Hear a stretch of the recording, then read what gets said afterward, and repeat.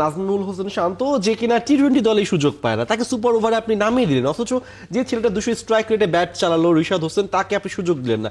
অন্যদিকে আমরা যদি দেখি ওয়েস্ট ইন্ডিজের দিকে, তারা আসলে দেখতে পাচ্ছে যাদের নামিয়েছে তারা কিন্তু ওই 3-5-6 যারা খেলেছে ভালো করেছে তাদেরকেই আসলে সুযোগটা তারা দিয়েছে। তো এই যে এই গেম সেন্স বা কমন সেন্সের কথা বলছি, এই নর্মাল বা বেসিক জায়গাগুলো থেকে আমরা সরে যাচ্ছি কেন?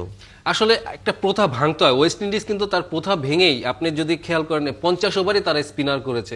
এটা তাদের মিরপুর পিচের উপরে আমি বলবো একটা নীরব প্রতিবাদের মতন, তারা কিন্তু 50 ওভারই স্পিনার দিয়ে খেলেছে। তো সেখানে প্রথাটা আপনার ভাঙতে হবে। আমরা কিন্তু সেই প্রথাটা ভাঙতে পারিনি। সুপার ওভারে পুরনো বলে খেলা হয়েছে। পুরনো বলে কিন্তু আমরা যেই ব্যাটারগুলোকে নামিয়েছি তারা কিন্তু হার্ড বলে শর্ট খেলার জন্য অভ্যস্ত। পুরনো বলে রিশাদ কিন্তু, যেটা আশরাফুল ভাই বললেন যে লম্বা পা লম্বা হাত দিয়ে তিনি যে অ্যাডভান্টেজটা পাচ্ছিলেন, সেটা কিন্তু আমরা দেখলাম সুপার ওভার আমাদের কেউ পারলো না। তো এইখানে ছোট ছোট ব্যাপার কোচিং স্টাফ তারা অবশ্যই ভালো জানেন, কিন্তু আমি জানি না কি কারণে তাদের মানে সুইচ অফ হয়ে গিয়েছিল কিনা, আমি বলতে পারবো না।